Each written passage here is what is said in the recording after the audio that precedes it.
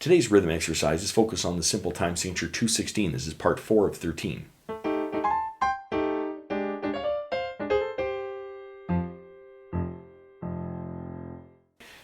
Welcome to my studio, Bach To Basics. This channel is where you can find videos to further your music studies. Now, I figure out how many feet of wiring I have in my studio. Let's read some rhythms.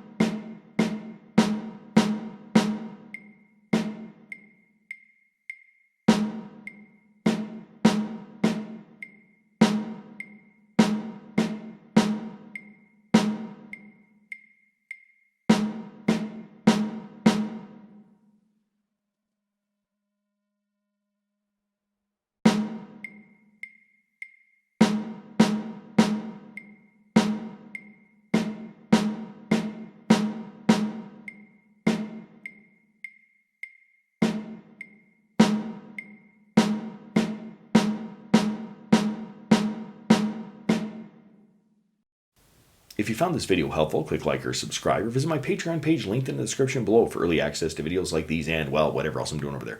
Thanks for watching. I'm just a music teacher having fun. Catch you on the next one.